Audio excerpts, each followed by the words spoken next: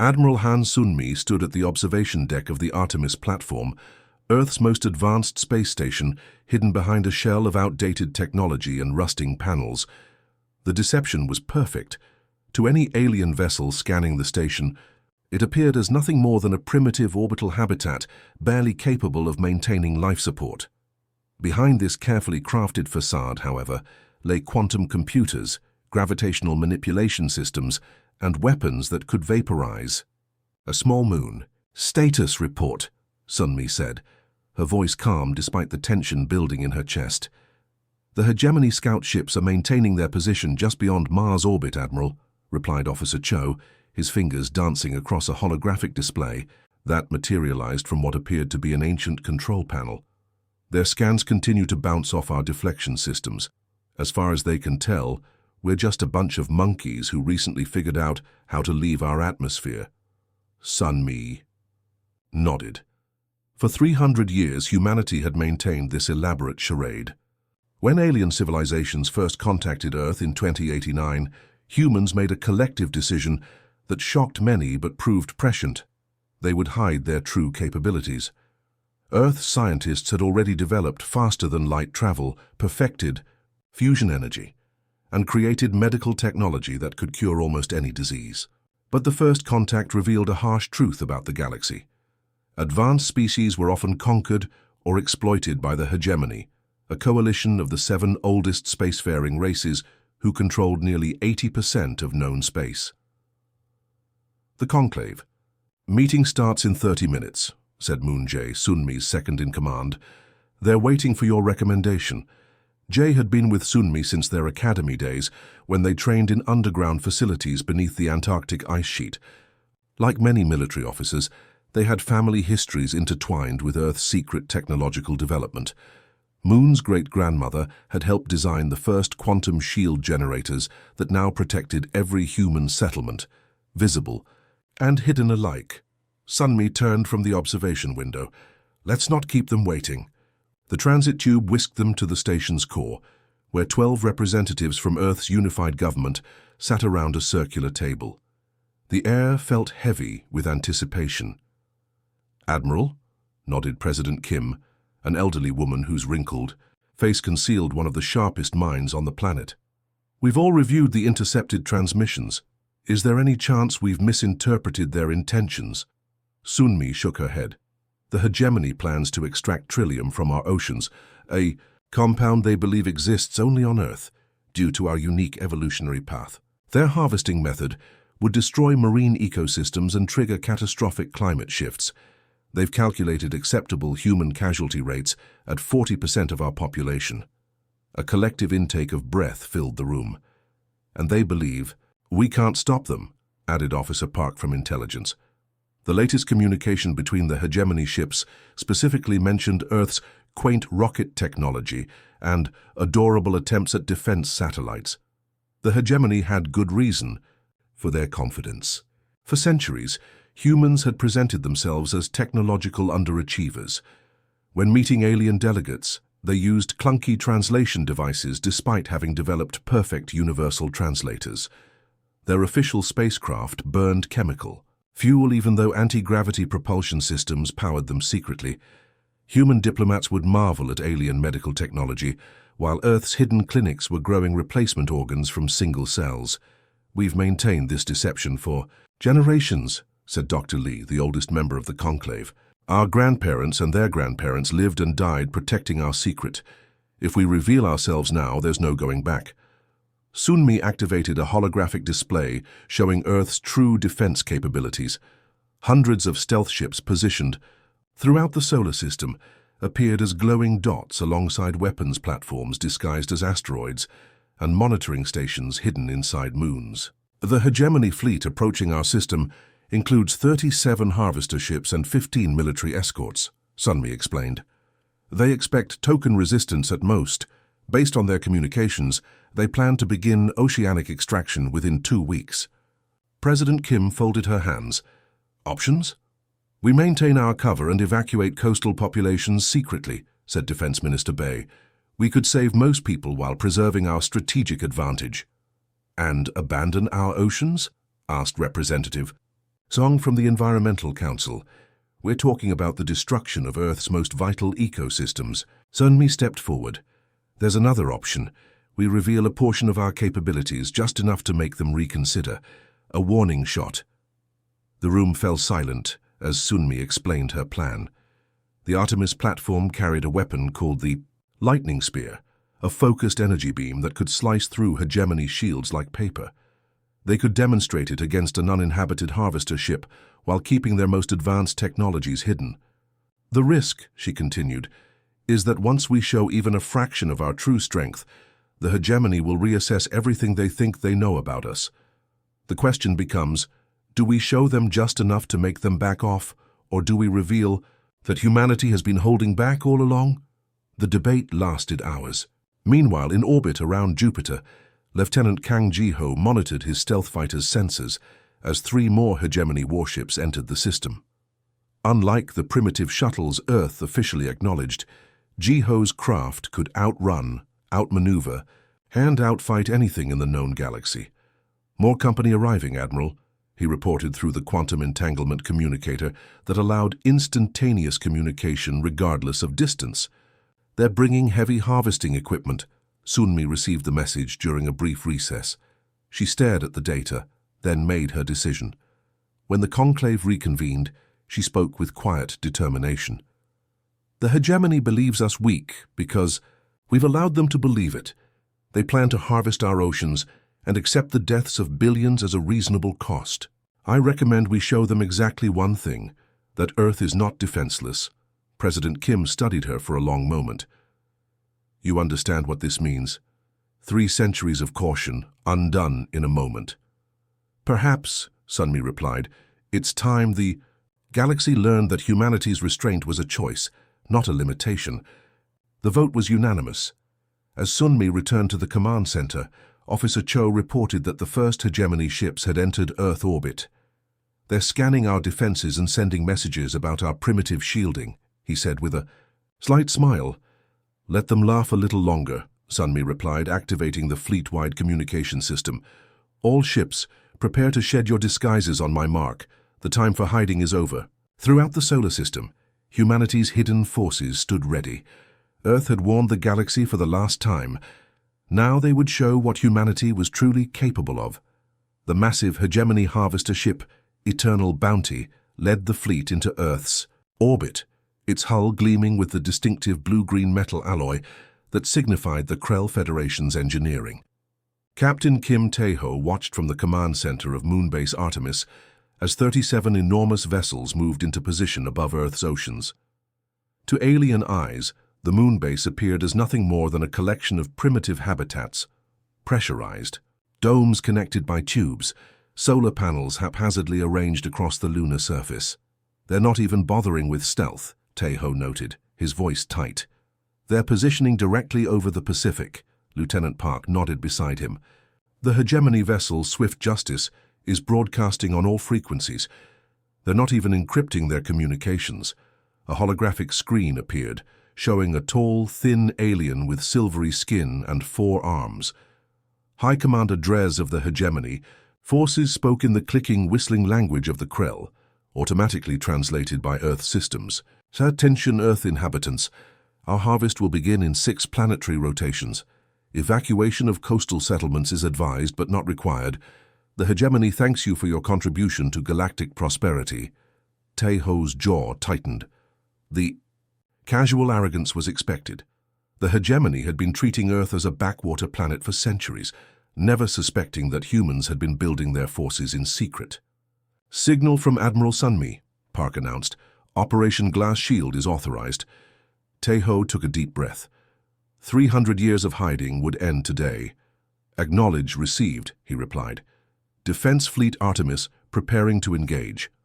Across Earth's orbit, what the hegemony believed to be primitive satellites and outdated space stations began to transform. Panels that looked like solar arrays rotated to reveal energy weapon ports. Rusty exteriors fell away, showing gleaming hulls beneath. Outdated communication dishes reconfigured into targeting arrays. On the lunar surface, the regolith itself seemed to ripple as hidden bay doors opened. From underground hangars, sleek fighter craft rose into the vacuum, their hulls absorbing rather than reflecting light, invisible to standard hegemony sensors. Tae-ho opened a channel to all Earth forces. "This is Captain Kim Tae-ho. Defensive positions only. Remember your training. We show only what we need to show. Phase 1, weapons only." In the hegemony flagship, High Commander Drez was reviewing the harvesting schedule when an aide rushed in. "Commander, Earth defenses activating." Drez made a dismissive gesture with his lower right arm. "They're primitive orbital stations. Let them try. Our shields can withstand—" The ship rocked violently as something slammed into their shields. "What was that?" Drez demanded. On the main screen, he watched in disbelief as Earth's orbital platforms transformed before his eyes. What had appeared to be a collection of outdated technology was reconfiguring, panels sliding away to reveal weapon systems far beyond what humans should possess. "Impossible," he whispered. Tae-ho's voice was calm as he directed the first phase of Earth's defense. "Target harvester propulsion systems only, minimal crew casualties." The 12 stealth fighters under Lieutenant Song Jimin's command swooped toward the largest harvester ships. To the hegemony sensors, they appeared only as brief flickers, there and gone, impossible to lock onto. Each fighter carried focused, plasma lances that could cut through hegemony shields designed to stop energy weapons, not handle them. "First pass complete," Jimin reported. 3 harvesters immobilized. The hegemony responded with surprising speed, their ships turning to present weapon arrays toward Earth's defenses. Green energy beams lanced out, but passed harmlessly through the locations where Earth's platforms had been moments before. "They haven't figured out our phase shifting yet," Tae-ho observed. "Second wave, engage." From behind Earth's moon emerged 15 larger vessels, destroyer-class ships that Earth had built in secret lunar facilities. Unlike the primitive chemical rockets humans officially used for space travel, these ships moved with the smooth precision of gravitational drive systems. The hegemony fleet commander was visibly panicking now, orders being shouted as their sensors struggled to track the human counterattack. "Where are these ships coming from?" a Krell officer demanded. "Humans don't have this technology." On the bridge of his command ship, Silent Thunder, Tae-ho watched as the hegemony forces tried to regroup. They had expected to face primitive missiles and perhaps a few outdated energy weapons. Instead, they were confronting technology that matched or exceeded their own. "Targeting solution complete," announced Weapons Officer Lee. "Lightning spear system charged." Tae-ho nodded. "Fire." From the lunar base, a brilliant blue beam shot forth, connecting with the main hegemony command ship. Rather than exploding, the vessel simply went dark as the energy weapon overloaded every system aboard. "Direct hit," Lee confirmed. "Their shields are down, propulsion offline. Life support systems still functioning." Tae-ho allowed himself a small smile. Phase 2. Across the solar system, hidden human outposts activated. What the hegemony had believed to be uninhabited moons now revealed defense platforms. Asteroid. Bases that had been disguised as mining operations launched interceptor craft. The battle lasted less than 30 minutes. When it ended, 22 hegemony harvester ships were disabled but intact, their crews unharmed but stranded. The remaining 15 vessels were in full retreat, accelerating toward the edge of the solar system. "They're hailing us," Park said, surprise in her voice. It's the hegemony ambassador himself." The holographic display flickered to life, showing a Volus diplomat, a species known for their diplomatic roles in the hegemony. Ambassador. Tuel looked shocked, his large eyes blinking rapidly. This is an outrage," the ambassador sputtered. "Earth has violated all agreements. You have hidden military technology, deceived the Hegemony Council. This treachery will not stand." Tae-ho stood tall, meeting the ambassador's gaze. For the first time in centuries, a human would speak to the hegemony as an equal, not as a technological inferior. "Ambassador Tuel," he said calmly, "the hegemony came to harvest our oceans without our consent. You calculated acceptable losses of human life at 40% of our population. You assumed we could not defend ourselves." He gestured to the disabled ships floating in Earth orbit. We have disabled your vessels without taking a single life.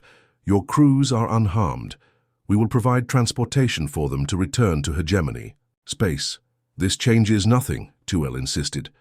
The full might of the hegemony will respond to this. Ambassador, Tejo interrupted. Perhaps you misunderstand. What you witnessed today was not our full military capability. It was merely our warning shot. The ambassador fell silent, the implications slowly dawning on him. As the communication ended, Tejo looked out at Earth below, beautiful and blue. For centuries, humanity had hidden in plain sight, developing technologies in secret while presenting a face of technological backwardness to the galaxy. That deception had ended today, and the galaxy would never be the same. The grand chamber of the Galactic Assembly hummed with tension as representatives from over 200 spacefaring civilizations gathered on the neutral station of Nexus Prime. The massive room was designed to accommodate species of all sizes and environmental needs: bubble chambers for methane breathers, gravity wells for high-density species, and hovering platforms for those who preferred flight to walking. Dr. Park Ji-woo stood in the preparation chamber, adjusting her formal diplomatic attire. Though simple by galactic standards, her outfit had been carefully chosen, professional but not ostentatious, hinting at technological capabilities without flaunting them. After centuries of presenting humans as technologically backward, today's appearance would fundamentally reshape humanity's place in the galaxy. 3 minutes until your introduction, Doctor, said her aide, Choi Min-ho. Ji-woo nodded, reviewing her notes one final time. The small device she held wasn't the clunky translator humans typically used in galactic meetings, but a sleek neural interface that could process and translate thousands of languages simultaneously. The hegemony representatives are demanding, "You be arrested the moment you step into the chamber," Min-ho added. The Volus diplomatic corps is backing them. As expected, Ji-woo replied calmly. And the other factions? Curious, mostly. The Drell Collective and the Arcturus Alliance have both requested private meetings after your address. The smaller independent worlds are watching closely. A soft chime indicated it was time. Ji-woo took a deep breath and stepped through the arched doorway into the assembly chamber. The reaction was immediate. A wave of whispers, clicks, and subharmonic rumbles swept across the chamber. Many representatives had never seen a human in person, knowing Earth only as a backwater world, barely worth diplomatic consideration. Now, after reports of Earth's defense of its solar system had spread across subspace communications, everyone wanted a closer look. Introducing Dr. Park Ji-woo, Earth's representative to the Galactic Assembly, announced the Thylex moderator, its translucent tentacles waving for silence. As Ji-woo walked to the central speaking platform, she noted the hegemony delegation, 7 representatives from the Alliance's dominant species, their postures rigid with anger. Ambassador Tuel, who had witnessed Earth's defensive display firsthand, glared at her with all 4 of his eyes. The platform rose, positioning Ji-woo at the center of the chamber where all species could see and hear her clearly. She activated her translator and began. Distinguished representatives of the Galactic Assembly, I come before you today to correct a misunderstanding that has persisted for over 3 centuries. Her voice was calm, but carried throughout the chamber. You have known Earth as a minor, world of limited technological capability. This was by design, murmurs rippled through the assembly. When humanity first encountered galactic civilization 312 standard years ago, we observed how the hegemony treated advanced species who could potentially threaten their dominance. We watched as the Taurians were subjugated for their propulsion technology, as the Nelvari were exploited for their terraforming expertise. The hegemony representatives shifted uncomfortably. Humanity made a collective decision. We would appear primitive while developing in secret. We would learn from the galaxy without revealing our true capabilities. Ji-woo activated a holographic display above the platform. It showed images of Earth's supposed technological level, chemical rockets, basic satellites, clunky space stations, alongside the reality, quantum-shielded vessels, gravitational manipulation engines and weapons, systems that could match or exceed anything in the galaxy. For generations, we have maintained this deception. Our official representatives used outdated technology. Our ships burned chemical fuel in view of others while being powered by zero-point energy cores. Our colonies throughout the galaxy disguised themselves as mining operations, research outposts, or primitive settlements. This revelation caused the greatest stir yet. A representative from the Arcturus Alliance stood abruptly. "You claim to have hidden colonies." "Impossible! The hegemony's surveillance network would have detected them." Jiwoo smiled slightly. "Would they? Even now there are 17 human settlements within this very star system, disguised as other species' outposts or uninhabited scientific stations." Chaos erupted as representatives demanded proof. Jiwoo calmly raised her hand. "As we speak, these colonies are revealing themselves." On her signal, the chamber's main viewing screen activated, showing live feeds from across the galaxy. On a supposedly uninhabited moon in the Cygnus sector, massive doors opened in the surface, revealing a thriving city of 50,000 humans. In the Eridani Belt, a mining operation run by Volus contractors suddenly lowered its holographic disguise, showing a human military base with defensive capabilities that could control the entire sector. Most dramatically, 3 abandoned space stations near major trade routes simultaneously shed their dilapidated exteriors, revealing gleaming outposts of human design, each housing thousands of military personnel and civilians who had lived in secret for generations. For over 3 centuries, Jiwoo continued once the commotion subsided somewhat, humanity has chosen peace. We developed our technology, expanded our understanding of the universe, and established our presence, all while maintaining the illusion of technological inferiority. The hegemony ambassador pushed his way to a speaking platform. "This is an act of war," Tuil declared, "infiltrating galactic society, establishing military bases in sovereign territories." "With respect, Ambassador," Jiwoo interrupted, her voice still perfectly composed. "Humanity has violated no laws. We settled unclaimed worlds, established outposts in neutral space, and developed technology independently. At no point did we sign treaties limiting our technological development or military capabilities." She turned to address the wider assembly. "We chose peace for 3 centuries. We watched as the hegemony exploited world after world. We remained silent when the Drell Collective was forced to surrender their outer colonies. We stayed hidden. When the Arcturus Alliance was made to pay protection fees for safe passage through their own territories." Her voice grew stronger. "That era of silence has ended. The hegemony's attempt to harvest Earth's oceans, with an acceptable casualty rate of 40% of our population, forced our hand." From his seat in the Earth observation gallery, Admiral Han Sun-mi watched with pride. The revelation was going exactly as planned. Across the galaxy, human outposts were emerging from hiding, positioning Earth not as a newcomer to galactic politics, but as an established power that had simply remained in the shadows. "Humanity does not seek war," Jiwoo emphasized, looking directly at the hegemony delegation. "We have had the capability to strike at the heart of your worlds for generations. We did not.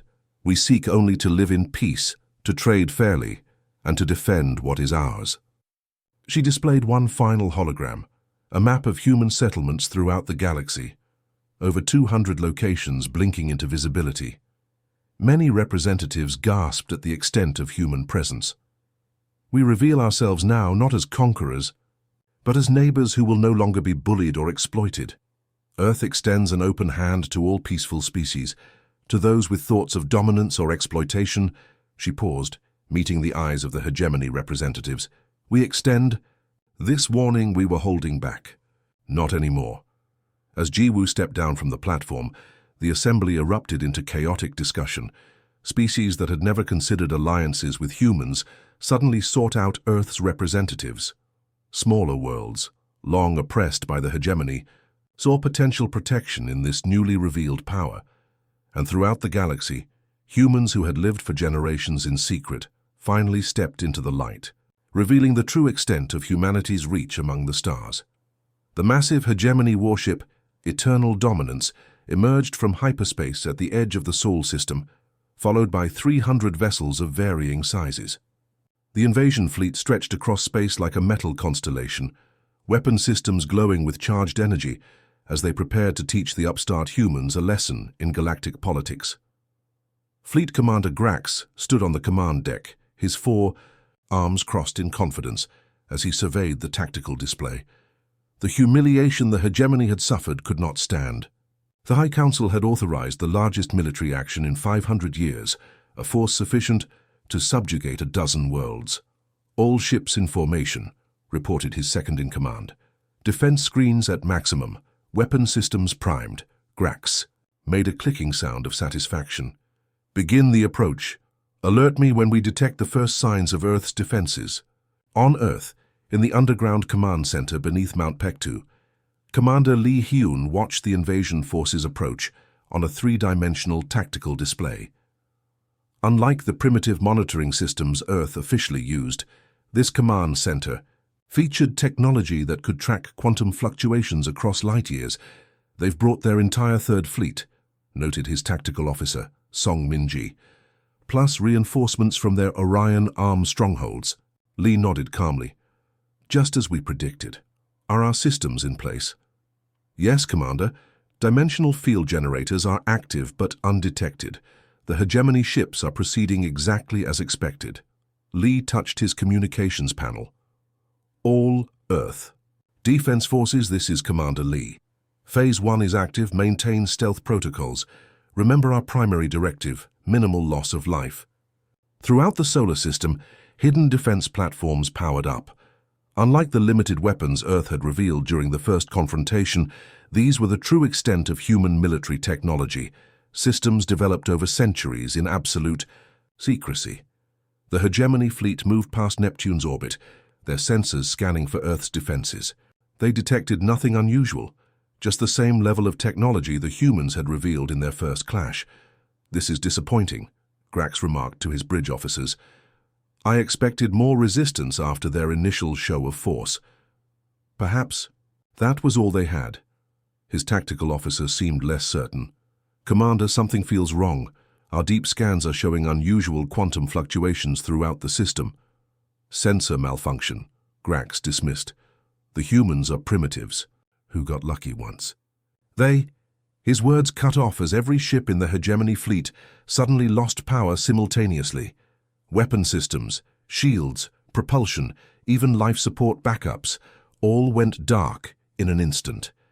In the eerie silence of his now floating command deck, illuminated only by emergency lighting, Grax watched in horror as a massive ship materialized directly in front of his vessel. It hadn't approached, it had simply appeared, as if stepping through a door in space itself.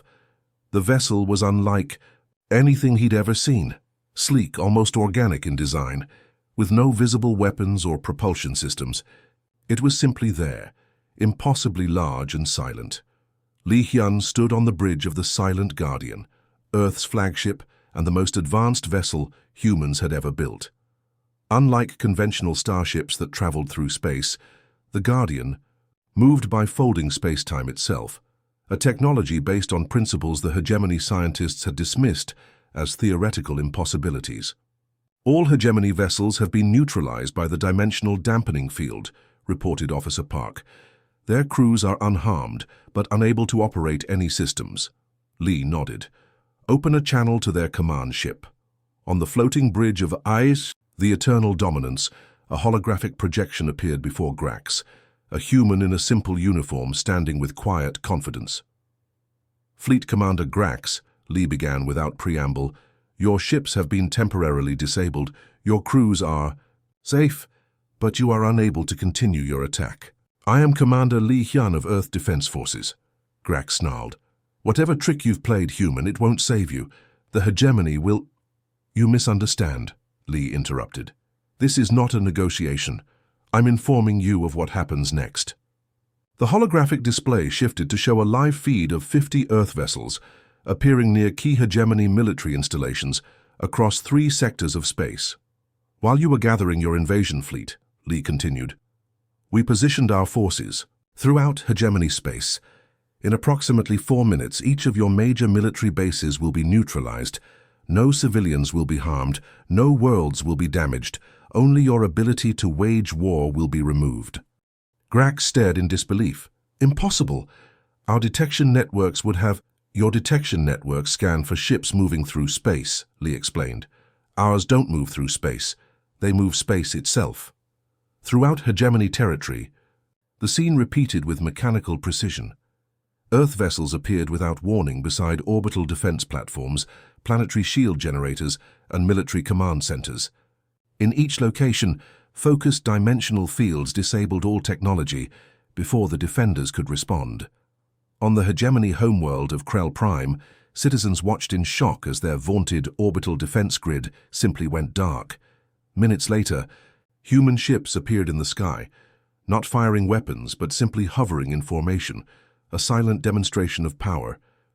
Back in the Sol system, Lee continued his explanation to Grax. For 3 centuries, we studied the physics your scientists dismissed. We developed technologies your engineers thought impossible. We could have conquered your worlds at any time, but we chose peace. Lee's expression remained calm but firm. That choice remains our preference, but we will no longer accept threats to our existence. The tactical display shifted again, showing the systematic neutralization of hegemony military assets across 12 star systems, all occurring without a single shot fired. What do you want? Grax finally asked, his arrogance replaced by shock. Your fleet will be escorted back to hegemony space. Your ships will remain disabled until they cross the border. Your military installations will remain neutralized. For 1 standard galactic year, enough time for new diplomatic frameworks to be established. Lee leaned forward slightly. Humanity doesn't want your territories or resources. We want recognition as equals and to be left in peace. The hegemony's days of unchallenged dominance are over. As the Earth ships implemented their plan with precise coordination, news spread rapidly across the galaxy. Species that had lived under hegemony oppression for generations watched in amazement as the seemingly invincible empire was neutralized without destruction or bloodshed. On hundreds of planets, beings gathered around communication terminals to witness humanity's message. Technological superiority used not for conquest but for selective peacekeeping. In a hidden base on Mars, Admiral Han Sunmi received Lee's report with satisfaction. The plan had worked perfectly. The hegemony's military capability had been neutralized without a single casualty. Send word to Dr. Park Ji-woo at the Galactic Assembly, she instructed her communications officer. Tell her Phase 4 is complete. It's time for the final stage of our emergence, the diplomatic solution. As the disabled hegemony fleet was escorted back to their territory by silent Earth vessels, the message was clear to all watching species. Humanity could have conquered the galaxy long ago but had chosen restraint. That choice had been strategic, not born of weakness, and it would shape the galaxy's future. The Grand Assembly Hall on the neutral world of Harmonium buzzed with tension and excitement. Representatives from over 500 sentient species had gathered for what many were calling the most significant diplomatic event in a millennium. The vast chamber had been designed to accommodate beings of all physiologies.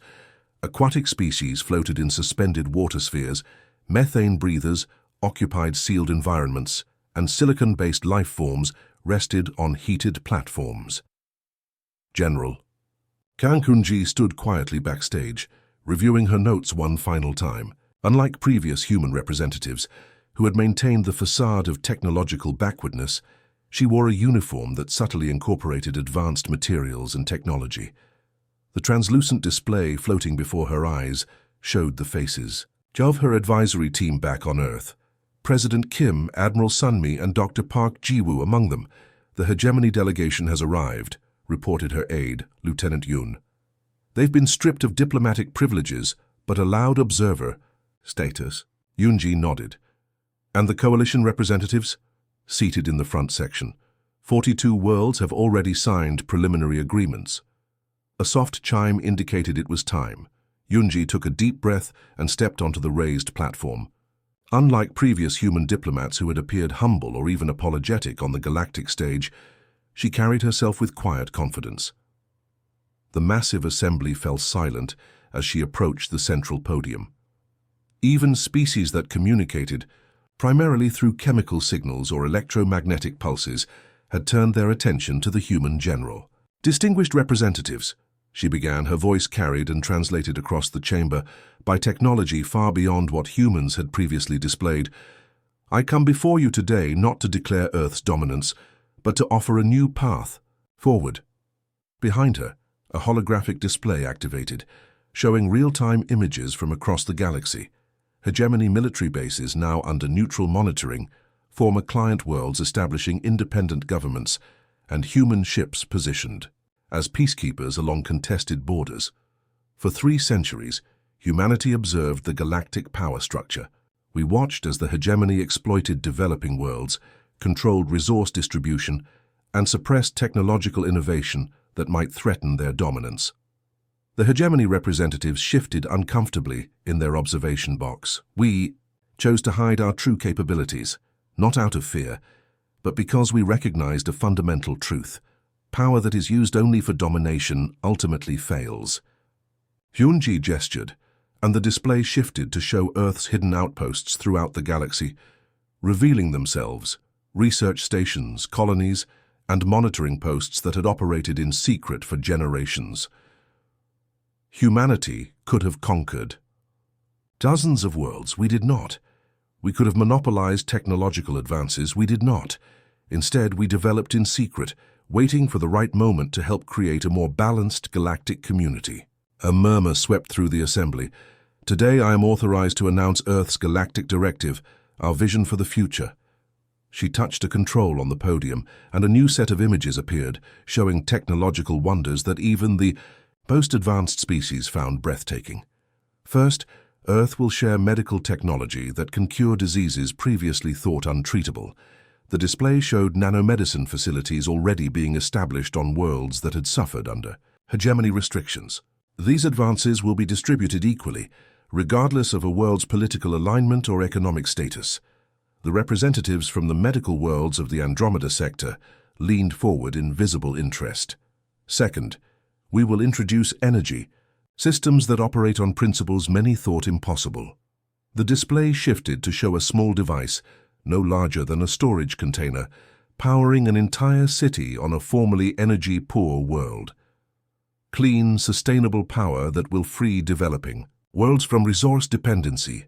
The most dramatic response came when Yunji revealed the third initiative, a communication system that operated outside normal space-time, allowing instantaneous contact across any distance without relays or infrastructure. No longer will isolated worlds depend on hegemony-controlled communication networks. No longer will information be filtered or delayed to serve political agendas.